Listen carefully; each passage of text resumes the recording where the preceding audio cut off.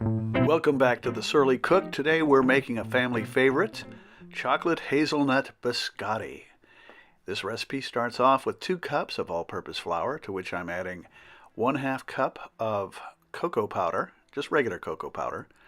Now we've got some baking powder and salt, and we'll whisk that together, get that all combined. Then we're going to set it aside and go to our other ingredients. That's 1/2 cup each of brown sugar and white sugar and a stick of butter.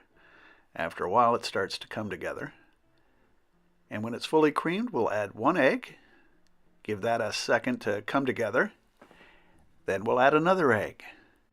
Once both eggs are fully incorporated, we'll add 1 teaspoon of vanilla extract. Let that combine.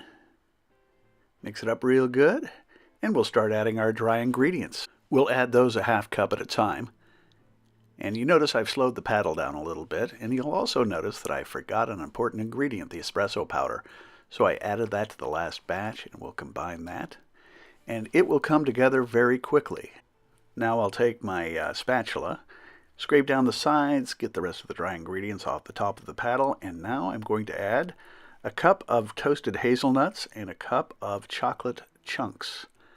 Now I'm going to mix it just long enough to pull everything together and scrape the paddle down one more time.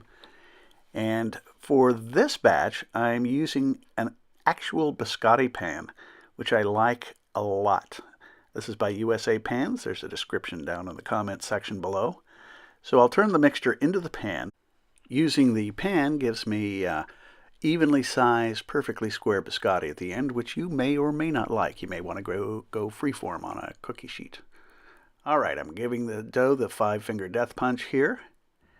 It's all done, and we'll put that in the oven for about 30 minutes at 350 degrees. I'll even close the oven just to keep the heat in. How about that? When it's done, we'll put it on a cooling rack and let it sit for about 20-25 minutes and flip it out on a cutting board. Now we'll carefully flip it over and cut this puppy into about 3/4 inch strips. Now we'll do this very carefully so as not to cut our fingers off. And now we're ready to put them on a regular cookie sheet.